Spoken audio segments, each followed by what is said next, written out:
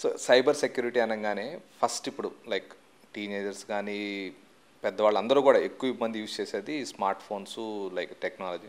So daily use చేసే Facebook, WhatsApp ఇవి ఎంతవరకు సేఫ్ అంటారు? ఎంతవరకు సేఫ్ అంటే 50% పాసిబిలిటీ, ఎక్కువ మాట్లాడితే 70% అన్సేఫ్. ఎందుకంటే మనం వాడుతున్నాం కానీ కరెక్ట్గా వాడాలా లేదా అనేది సగం మంది తెలుసుకోకుండా వాడుతున్నారు. కొంతమంది తెలిసినా కూడా ఏమైనా చూద్దాంలే అని వాడుతున్నారు.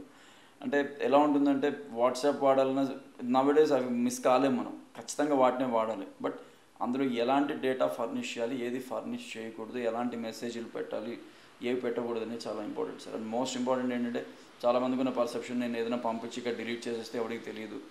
అది డిలీట్ అయిపోయినా వీను ఎట్లా రిట్రీవ్ చేయాలో ఎక్కడి నుంచి తీసుకోవాలో. సో ఒక పాయింట్ ఏంటంటే ఎవరన్నా ఇవి వాడేటప్పుడు దయచేసి మీ పర్సనల్ ఇన్ఫర్మేషన్ అయినా అఫీషియల్ ఇన్ఫర్మేషన్ అయినా 1-2 సార్లు ఆలోచించి ఇది పంపించడం వల్ల నాకు వచ్చే ఫ్యూచర్ కాన్సిక్వెన్సెస్ ఏంటి, ఏమైనా మేలు ఉందా కీడుందా ఆలోచించుకున్న తర్వాతే వీటిని వాడడం మొదలు పెడితే మంచిది. ఇప్పట్లో అది మ్యాండేటరీ అయిపోయింది నీకు ఆల్మోస్ట్.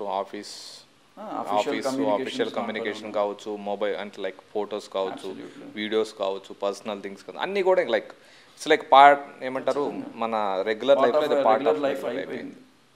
సో ఇవన్నీ ఓన్లీ థింగ్ ఏంటంటే మనం ఏం పోస్ట్ చేస్తున్నాం, వెరీ పర్సనల్ మూమెంట్స్ లేకపోతే very personal family photographs.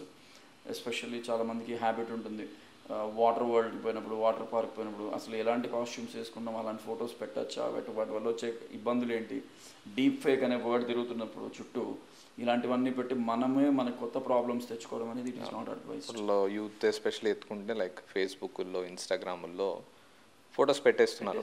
Like it's like అదే ఫ్యామిలీ రెండు రిస్క్లో పడడం తప్ప ఏం లేదు. నిజంగా మీరు ఫోటోలు పంపాలనుకుంటే ఒక గూగుల్ డ్రైవ్ క్రియేట్ చేసుకోండి, దాంట్లో మీకు కావాల్సిన ఫోటోలు కాంటే సైజ్ రెడ్యూస్ చేసి పెట్టుకోండి, ఆ డ్రైవ్ లింక్ని షేర్ చేసుకోండి, అవతల వాళ్ళు ఓపెన్ చేసుకుంటారు, డౌన్లోడ్ చేసుకుంటారు. అది చేతగాని వాళ్ళు ఎవరైనా హెల్ప్ తీసుకోవడం మీరు వాట్సాప్లో పెట్టాలనుకుంటే పోనీ 1-2 అక్కడ తాగం కొడితే 60-70 ఫోటోలు కొడతారు. లేదా ఆ 60-70లో ఎలాంటి ఫోటోలు పోతున్నాయో చూసుకోం. ఏదో ఒక ఇన్సిడెంట్ జరిగి దానివల్ల ఒక చిన్న ఇష్యూ క్రియేట్ అయినప్పుడు మాత్రమే నాలుగు కొరుక్కోవడం తప్ప ముందుగానే ఆలోచన అనేది లేకపోతే ఖచ్చితంగా తలనొప్పులు వస్తాయి. ఓకే, నేను ఇవాళకి కూడా స్మార్ట్ ఫోన్తో పాటు ఇంటి దగ్గర నేను ఇప్పుడు ఆఫ్కోర్స్ ఛార్జింగ్లో పెట్టాను, కీప్యాడ్ ఫోనే వాడతాను. ఓకే, కీప్యాడ్ ఫోన్ ఎందుకు వాడతానంటే ఫోన్పేలు గీన్పేలు అంటే తప్పదు, ఇది పెట్టుకున్నాం. కానీ ఒక ఆల్టర్నేట్ బ్యాకప్ ఒక రోజు నేను ఛార్జింగ్ పెడితే 3-4 రోజులు ఆ ఫోన్ నాకు ఉంటుంది. ఏదైనా ఎమర్జెన్సీ వచ్చి ఇది పని చేయకపోయినా అది పనిచేస్తుంది. ప్లస్ అన్నిటికన్నా హైలీ సెక్యూర్డ్. ఇంకొక చిన్న బ్లాక్బెర్రీ లాగా అంతే.